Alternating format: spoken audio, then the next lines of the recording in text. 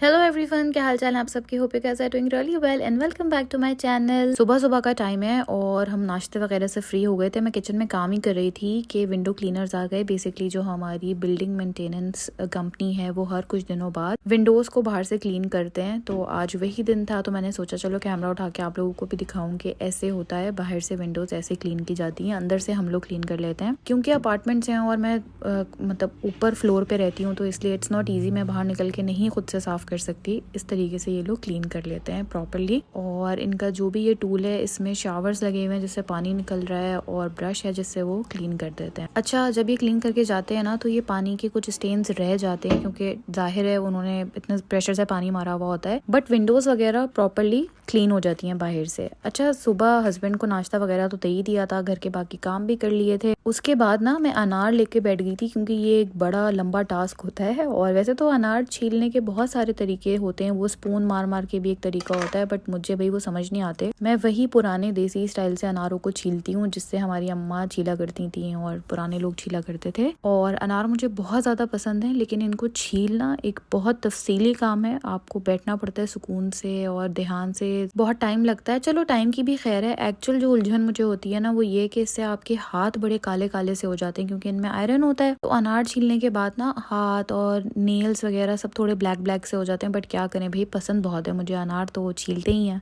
और ये अनार हमारे छिल गए हैं। अब इसमें मज़ेदार सा डलेगा काला नमक, और मैं काले नमक के साथ अनार को एंजॉय करूँगी। अनार मेरा फेवरेट फ्रूट है और मेरा बस चले तो मैं रोज़ खाऊं, बट ये सारे सीज़न होता नहीं है। इनफैक्ट पाकिस्तान में तो विंटर्स में मेरा रोज़ का एक बड़ा बोल होता था फिक्स। खैर, मैंने 2 पोर्शंस बना लिए हैं, हस्बैंड का बना के फ्रिज में रख दिया है, वो भी नहीं खा रहे, बट मैं अभी इसको खाऊंगी क्योंकि ये मेरा first meal of the day है। अनार वगैरह खाने के बाद मैंने अपनी एक्सरसाइज कर ली थी और फिर उसके बाद मैं नहा धो के तैयार हो गई थी और अब मैं लग गई थी अपने घर के बाकी कामों पे। हमें घर वापस आए कोई तकरीबन 4 दिन हो चुके हैं, लेकिन जो कपड़े हैं ना वो मेरा पीछा नहीं छोड़ रहे हैं। जो मेरा घर बना हुआ है ना इस वक्त धोबी घाट, वो ठीक होने का नाम ही नहीं ले रहा है। कल मैंने वॉश किए थे अपने सारे वाइट क्लोथ्स, तो बस अब उन्हीं को इस वक्त तय करके रख रही थी। और ये जो लॉन्ड्री का साइकिल है वो तो चलता ही रहता है। अच्छा, मैं वाइट क्लोथ्स को ना एक साथ वॉश करती हूँ वैनिश डाल के, ब्लीच नहीं डालती हूँ। वैनिश जो एक्स्ट्रा वाइट है उसको यूज करती हूँ, तो उससे ना बहुत अच्छे कपड़े जो है वो सारे वॉश होते हैं। हर 10 डेज बाद मुझे एक दफा वाइट क्लोथ्स की लॉन्ड्री करनी पड़ती है क्योंकि हस्बैंड ऑफिस में ना मोस्टली वाइट सॉक्स पहन के जाते हैं, तो जब वो खत्म होने लगते हैं तो मैं उससे पहले ही उनको वॉश करके रख लेती हूँ। बहुत सारे वाइट सॉक्स है हमारे घर में। और सॉक्स से मुझे याद आया, जब हम शुरू में हमारी शादी हुई थी और मैं पाकिस्तान में ही रहती थी, तो उस वक्त मैं जॉब भी करती थी, तो मैं नया नया था मेरे लिए ये कपड़े तय करके रखना और ये सब कुछ। मैंने आप लोगों को पहले भी बताया कि मुझे ये काम बिल्कुल पसंद नहीं है और शादी से पहले मैं ये काम नहीं करती थी। सो कबर्ड्स वगैरह अपनी भी मैनेज करनी पड़ रही थी और हस्बैंड की भी, तो बड़ा नया नया सा था वो सीन। तो मैं क्या करती थी, सॉक्स के ना पेयर्स उल्टे आगे पीछे पेयर्स बना के रख दिया करती थी। लाइक अगर कोई ब्लैक कलर के 2 सॉक्स हैं लेकिन दोनों के अलग अलग डिजाइन हैं, तो वो मैं ऐसे ही रख दिया करती थी पेयर्स बना के। तो एक दिन हस्बैंड ने ऑफिस से मुझे पिक्चर्स खींच के भेजी थी। वो ऑफिस नमाज पढ़ने के लिए गए और जब उन्होंने शूज अपने उतारे तो उनके सारे दोस्तों ने उनका मजाक उड़ाया क्योंकि एक मोजा अलग था और एक मोजा अलग था। तो उन्होंने मुझे पिक्चर खींच के भेजी थी और खैर मुझे याद है उस वक्त तो हम दोनों बहुत हंसे थे इस बात पे, लेकिन तब से अब तक मैंने इस बात का ख्याल रखा फिर कि जो सॉक्स होते हैं वो सेम सॉक्स का आपने एक पेयर बना के रखना होता है। और ये देखें, कपड़े धुल के तय होके रख दिए गए हैं, तो दूसरा जो बैच है कपड़ों का वो सूखने के लिए हैंग हो गया है। बूट्स से मैंने कुछ चीज़ें ऑर्डर की थी। कुछ चीज़ें क्या, मैंने आप लोगों को यूरोप टूर पे गए हुए थे तो मैंने आप लोगों को बताया था कि मेरा जो सन स्क्रीन है वो ख़त्म हो गया है, तो वो मुझे आते ही ऑर्डर करना पड़ा। तो उसके साथ 2-3 चीज़ें और मेरी ख़त्म हो रही थी, वो मैंने ऑर्डर करी हैं। तो चलें अभी इसकी अनबॉक्सिंग आप लोगों के सामने करते हैं।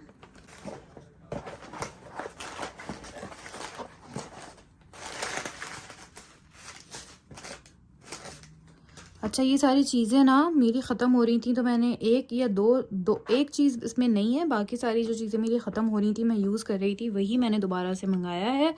आप लोगों के साथ शेयर कर देते हैं। जो मेरा ये सन ब्लॉक है, सन स्क्रीन है जो मैं यूज़ करती हूँ, मैंने वो ऑर्डर किया। ला रोशे पोसे का मैं यूज़ करती हूँ, 50 SPF है और बहुत लाइट है स्किन के ऊपर। और सबसे अच्छी बात ये है कि ये स्किन के ऊपर वाइट कास्ट नहीं छोड़ता। आप समटाइम सन ब्लॉक लगाते हैं तो वो आपका मुंह वाइट वाइट सा कर देता है, तो ये इसीलिए फेमस है क्योंकि वो नहीं करता। And the formula is really good. जब से मैं यहाँ आई हूँ तब से यूज़ कर रही हूँ, ये चल जाता है आराम से 6 महीने निकाल लेता है। तो जब से मैं आई हूँ ये मेरी तीसरी बॉटल है जो मैंने ली है। सो एक मेरा ये हो गया, ये तो मुझे चाहिए ही था।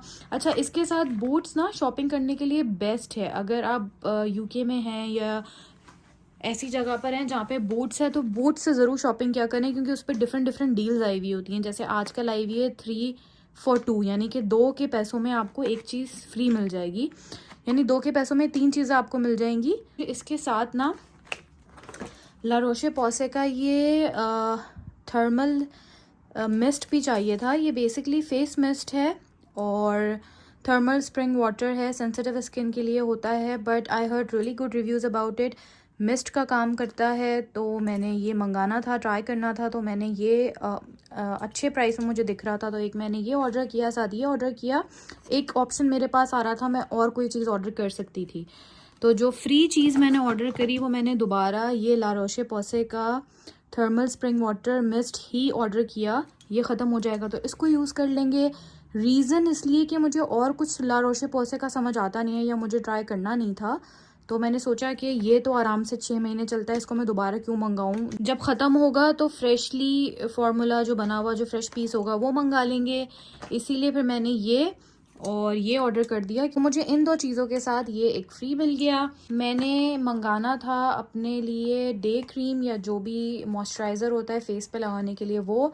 वैसे मैं न्यूट्रोजेना का हाइड्रो बूस्ट यूज़ करती हूँ और काफ़ी अरसे से यूज़ कर रही हूँ और मुझे वो बहुत अच्छा लगता है, लेकिन उसका प्रॉब्लम ये कि यार वो बहुत थोड़ा प्रोडक्ट आता है। लाइक जो आपकी क्रीम का साइज़ है, जो क्रीम की बॉटल है, उसमें बहुत थोड़ा प्रोडक्ट देते हैं, बहुत जल्दी जल्दी ख़त्म हो जाता है। और मैं ओले के प्रोडक्ट्स की भी तारीफ़ें सुन ही रही थी, सोचा था कि इसको भी ट्राई करके देखूंगी। So basically same formula hyaluronic acid है प्लस विटामिन B5 है, ये सेम वो न्यूट्रोजेना हाइड्रो बूस्ट वाला फार्मूला ही है। इट्स जस्ट दैट कि इसकी बॉटल थोड़ी ज़्यादा बड़ी है, सो आई एम होपिंग के अंदर जो प्रोडक्ट हो वो थोड़ा ज़्यादा हो।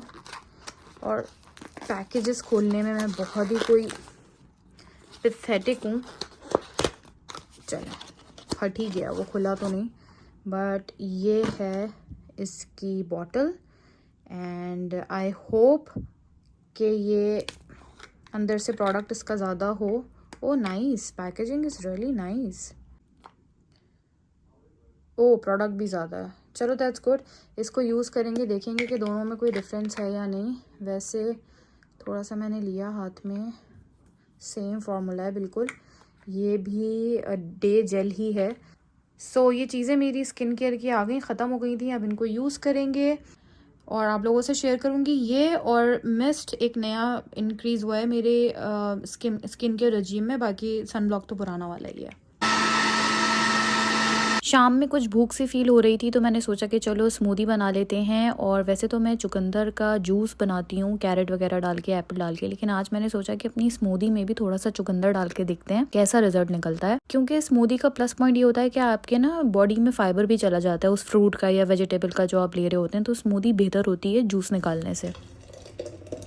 सो मैंने इसको ट्राई किया और चुकंदर की वजह से बड़ा उसका जो पल्प था वो बड़ा थोड़ा अजीब सा हो गया था। टेस्ट तो वैसे ही था जूस जैसा, मगर ये है कि टेक्सचर थोड़ा अजीब सा हो गया था, मगर फिर भी अल्लाह का शुक्र है हमने इसको एंजॉय किया। और फिर रात के खाने की बारी आ गई। बीच में छोटे मोटे मैं काम करती रही थी घर के, पर वो मैंने प्रॉपरली शूट नहीं किए। आजकल हमारे घर का ये फेवरेट डिनर बना हुआ है, हस्बैंड को बहुत अच्छा लगता है राइस के साथ सैल्मन फिश ग्रिल्ड खाना, और वेजिटेबल्स भी साथ में ग्रिल्ड हुई होती हैं। आज थोड़ा चेंज ये था कि जो मैंने राइस बनाए थे वो प्रॉपर मैंने वेजिटेबल राइस बनाए थे और उसके साथ फिर मैंने उन्हें ये सारी चीजें दी थी। साथ में हम पालक वगैरह जो ग्रीन्स खाते हैं वो तो होते ही हैं। मैंने बनाया था अपने लिए बेसन का चीला, मेरा बहुत दिल चाह रहा था बेसन का चीला खाने का, मुझे बहुत पसंद है, तो मैंने उसको केचप और हरी मिर्चों के साथ एंजॉय किया था। और बस हमारा दिन खत्म हुआ और साथ में व्लॉग भी। अगर पसंद आए तो प्लीज लाइक कर दिया करें, बहुत मोटिवेशन मिलती है। मुझे कमेंट बॉक्स में जरूर बताया करें। अगर आप लोग मुझसे कुछ पूछना चाहते हैं तो मैं उसी टॉपिक के ऊपर वीडियो बनाने की कोशिश करूंगी। चैनल को सब्सक्राइब कर दें अगर अभी तक नहीं किया तो। इंशाल्लाह कल मिलेंगे। अल्लाह हाफिज।